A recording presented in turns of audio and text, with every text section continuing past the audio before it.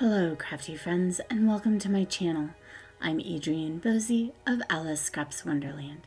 Welcome to part 1 of my Holtz Sizzix Coffin Box vignette tutorial. In this part of the tutorial, you'll see how I put the coffin box together as well as how I prep the vignette box itself. I'll have part 2, which is the assembly and decorating of the vignette, listed in the description box below. I'm using a bunch of Halloween Idea-ology for my stash, so I won't have all of the products I use listed in the description box, but I will have the newest Holtz Sizzix felt dies I used, plus some of the other essentials linked for you. Let's get into the tutorial. I start by die cutting both pieces of the coffin box from scrapbook.com's black mixed media pad. This is a very thick cardstock that will stand up to the embossing and folding I'll be doing to make this coffin box. And because it is so thick, I send each cut through my Big Shot switch twice by pressing the button that switches the feed direction. I cut each piece of the coffin box 3 times, but I won't show that all on camera.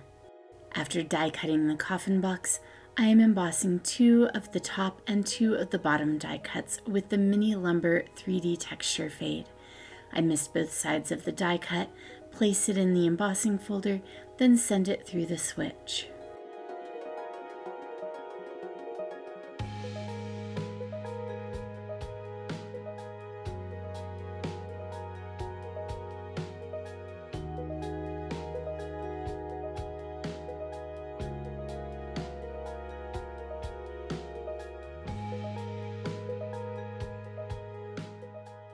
To highlight the texture on these embossed layers, I use the Sizzix multi-tool with the brayer attachment to apply some Distress Oxide ink to the highlights.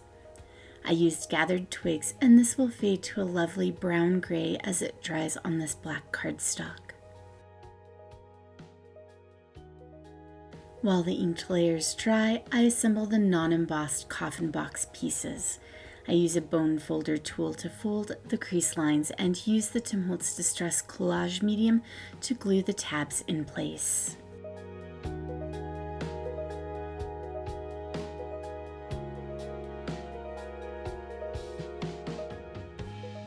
I tried to get as much of this process on camera, but you can see that since the coffin is so small, I kept pulling it up closer to my face to glue it together, so I kept going off camera. But it's really easy to see how it goes together once you've folded all the crease lines. So I didn't just have to stand there and hold it until the glue took. I used some mini clothespins to hold the tabs in place while drying. Now the one thing I wanted to do was to make this coffin box look like it hinged open, so I cut off some of the tabs on the one side of the lid, leaving one of the long edges of the box free. I'll be gluing this to the bottom of the box so that it looks hinged.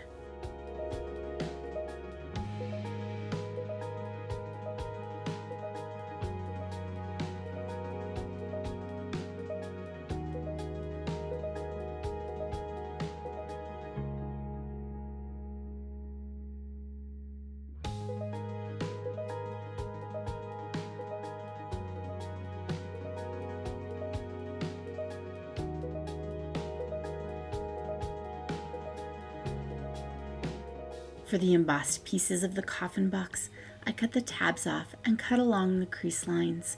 Then I glue the pieces to the inside and outside of the assembled box.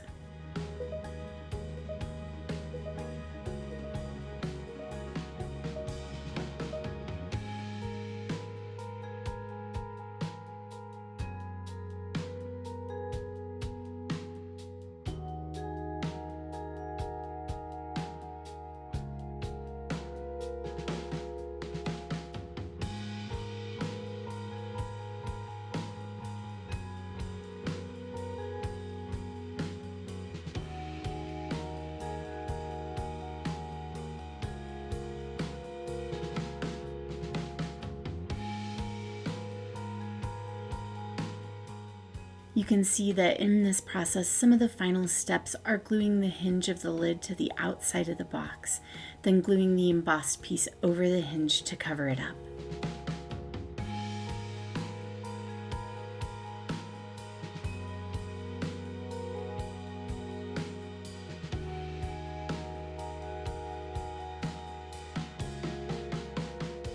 We are done with the box until it's time to assemble the vignette, so let's focus on the vignette box that will hold our little scene. I'm using the vignette box that measures approximately 4 by 5.5 inches. It is the perfect fit for one of the larger Etcetera thickboard cathedral windows. I start by trimming out some Halloween backdrops to fit the inside and outside of the vignette box. The sizes of the boxes may vary ever so slightly, so take out your ruler to measure your box. Then I also trace out the cathedral window onto one of the backdrops. I trace onto the side that will be glued down so I don't have to erase my pencil lines later.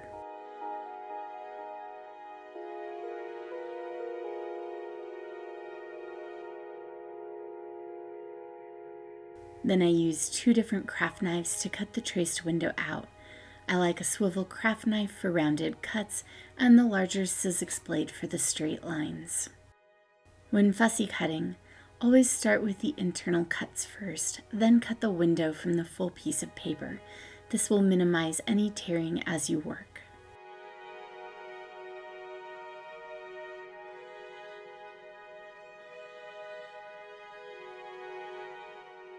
Next, I work on cutting out some elements to help me create my scene in the box. I'm cutting this grass line from the Sizzix Skyline silhouette die. This just cuts the top line. I then use my trimmer to finish cutting it to fit on the back of the vignette box.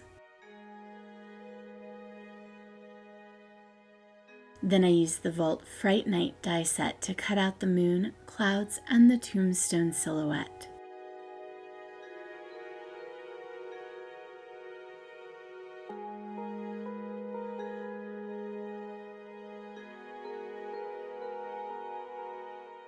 Next, I use the Vault Wicked set to cut the small raven, one of the potion bottles, and the bats.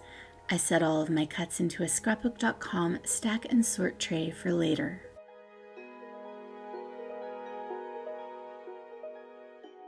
To create the hinge for the cathedral window on the vignette box, I trim a piece of the black mixed media cardstock to fit the box and the cathedral window.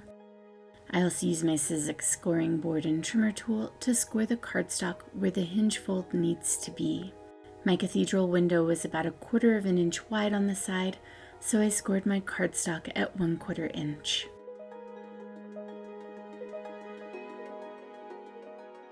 Michelle Walters recently shared this fun technique in the Tim Holtz Addicts Facebook group. She recreated the look of old glass by applying ultra-thick embossing enamel to a piece of acetate. Thanks for this fun idea, Michelle. To do this technique, I traced the cathedral window onto a piece of thick acetate using a grease pencil and cut it out.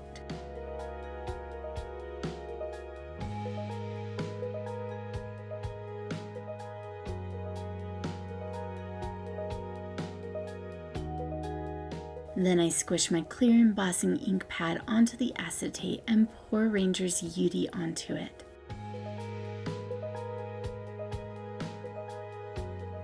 Heat embossing doesn't take as long when you hold your piece up that you're embossing, allowing the hot air to pass through it. So I place it onto a piece of printer paper to hold it up while heat embossing. I'm looking for that dimpled texture, so I do a fast pass with my Sizzix heat tool and leave it at 1 layer of embossing powder.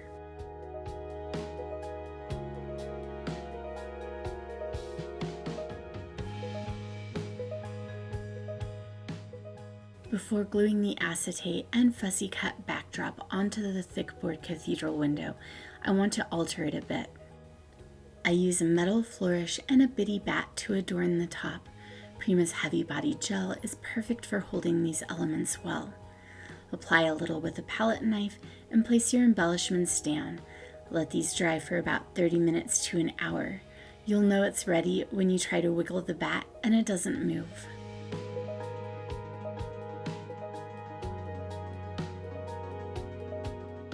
Once my heavy body gel is cured, I paint the entire front side of this cathedral window and the back of the metal and bat with Prima's heavy black gesso. It's important to prime these surfaces. The metal and resin bat are non-porous and the gesso will add tooth so your paint sticks. Plus the gesso provides an even color base for the next step.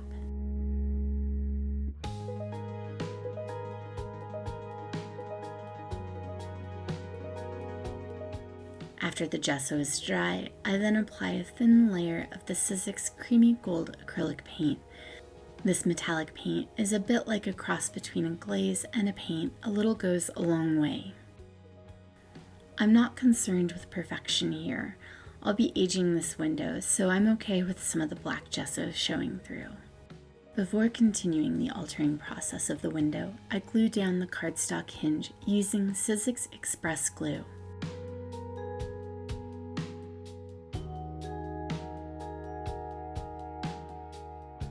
I added some Prima hardware heads to the hinge. You could use Tim Holtz ones, but I had these on hand, as well as a hitch because it looks like a doorknob. I add some of the metallic paint over the hinge and hardware.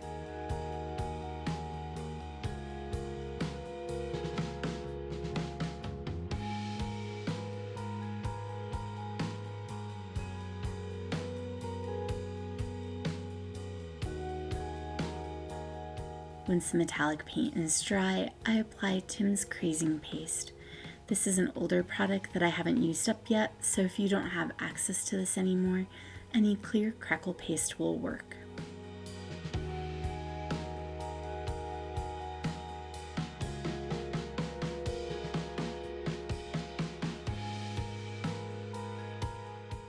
After the paste is dry, I water down some of the Sizzix Creamy Matte Black Acrylic Paint and dab it over the entire window.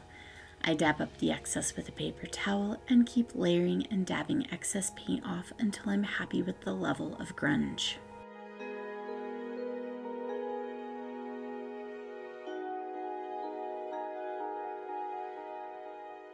Then I add a little bit of this watered down black paint to some chain. That's it for the first half of this tutorial. Be sure to head over to part 2 to see how these elements all come together. Don't forget to like this video and to subscribe to my channel for more content like this. And until next time, happy crafting!